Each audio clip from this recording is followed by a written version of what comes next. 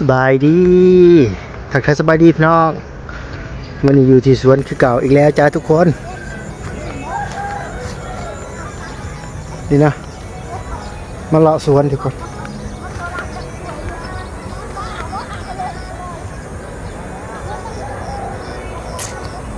จุดสวนเหมือนเดิมยามแรงๆทุกคนนะวันนี้เนาะสิพาพี่น้องมาเลาะสวนพี่น้องมาเบิ่งเนาะสวนน้ำกัดนี่นะอันนี้น้ำแรงทุกคน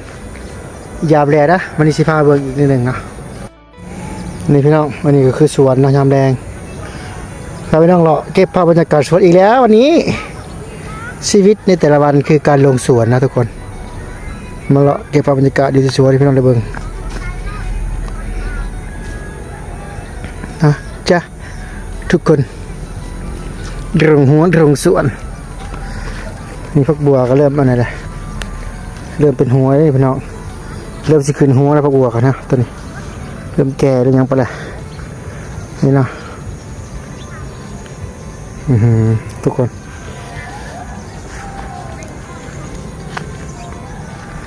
บรรยากาศหัวสวนยามแรงนะวันนี้นะ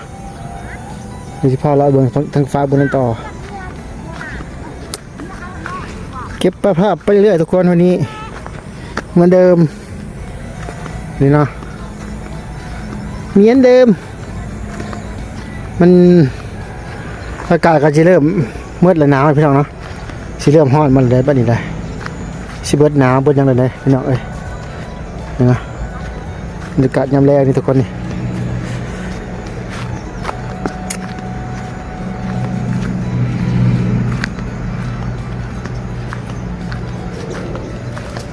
หัวสวนยามแรงวันนี้ทุกคนนี่นะเก็บภาพบรรยากาศแบบยาวๆเลยรัวๆเลยทุกคนไปเรื่อยๆนะวันนี้ผมไม่มองไปเลยถ่ายสวนพี่น้องมันจะเป็นผักสลัดปลูกใหม่นี่พี่น้องเบี้ยยังข้างงามปลูกใหม่ดิดูว่าไปต่อ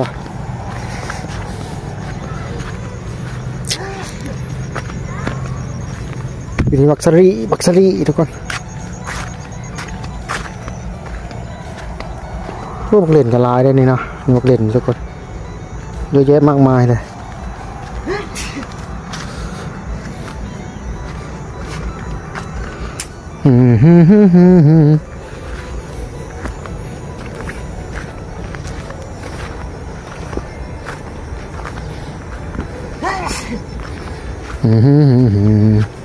ทำอะไรมาเบิ่งหัวหน้ามนุษย์พักเนื้อพี่พัก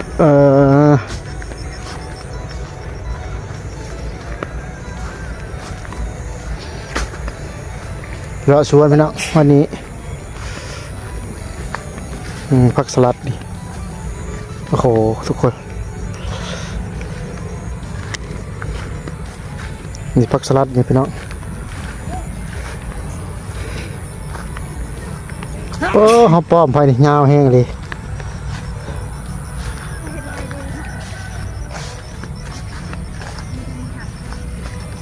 ยาวแห้งเลยนะของไผ่ดีไหมนี่ไผ่นั้นไผ่นี่โอ้ไม่ได้ขายเนาะโอ้เป็นหุ้นกันวะพิลึกเนาะหุ้นพิลึกลีเนาะนะแต่บ้านนักกระเช้านี่หุ้นพิลึกลีว้าวเนาะทุกคนเยอะแยะมากมายนี่ในด้านนี้กันสวนผักเนาะเราสวนนี่พี่น้องปุ๊บเนาะสวนทุกกวงมาวันนี้เราถ่ายวันนี้ถ่ายสวนผักก็เริ่มเป็นดอกแก่ไปเลยเนาะพอมันปลูกโดนแหละ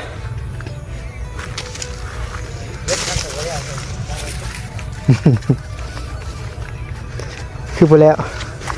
ทำไมไม่แล้วนี่เนาะพี่น้อง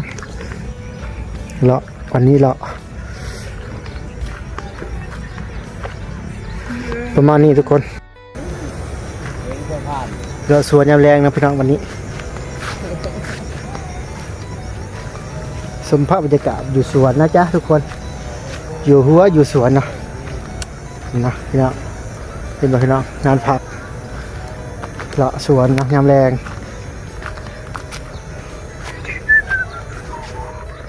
นี่พี่น้องนี่ นี่เป็นนานมักเล่นเครื่องมักเล่นก็มักเล่นนี่พี่น้องเยอะแยะมากมายนะตัวนี้จะเป็นสลีนี่พี่น้องสลีเราสวนยามแรงทุกคนพาพี่น้องมาถ่ายคลิปอยู่สวนอันนี้นี่คือคนนี้เนาะบรรยากาศแบบมุมสูงนะตัวนี้พี่น้องโมเมนต์โดรนนะพี่น้องเนาะ โมเมนต์โดรนไมเซลฟี่อยู่สวนพี่น้องนะยามแรงจ้ะทุกคนนี่คือน้ำผักสลัดทุกคน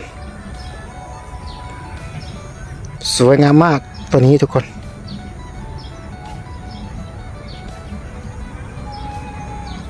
ยามแรงบรรยากาศแบบ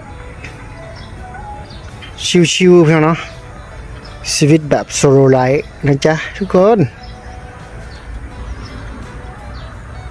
ไม่ต้องอะไรมากมายนะทุกคนนะ